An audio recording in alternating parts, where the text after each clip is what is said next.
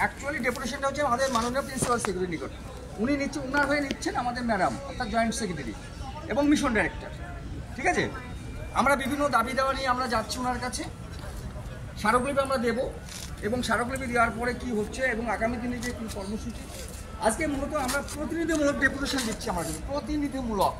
জানেন যে একটা মাধ্যমিক পরীক্ষা চলছে, ইতিপূর্বে আপনারা অনেক বড় বড় প্রোগ্রাম করেছেন,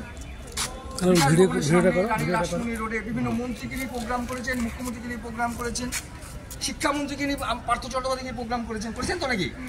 কিন্তু আজকে প্রোগ্রামটা একদম লিমিটেড, 30 থেকে 50 জনের, কারণ মাধ্যমিক পরীক্ষা চলছে।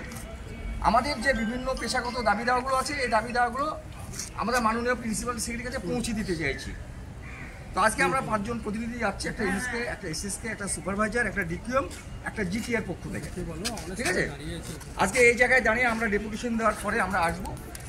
আপনারা শান্তি শৃঙ্খলা বজায় রেখে একদম বসে থাকবেন এখানে চুপচাপ। আর আপনারা জানেন যে আমরা সরকার স্বীকৃত সংগঠনের, নিশ্চয়ই ফেস্টুনটা দেখছেন, এমন কিছু কাজ আমরা করব না যে কাজটা আগামী দিনে আমাদের বদনামটা হবে। আজকে আমাদের বিষয়টা রাজ্য সরকারের সঙ্গে সহযোগিতা করে আমাদের দাবি আদায়ের স্বার্থে আমরা এই প্রোগ্রামগুলো করছি। অর্থাৎ এই বিষয়টা মাথায় রাখবেন। এখানে সুপারভাইজারদের প্রতিনিধি আছেন এবং ডিকিউএম যারা আছেন, বিভিন্ন জায়গায় জিটিএ দার্জিলিং থেকে এসছেন। আমরা 5 জনের টিম আমরা যাচ্ছি উপরে, আপনারা শান্তভাবে এখানে বসে থাকবেন। ঠিক আছে? আচ্ছা, জীবন রায়।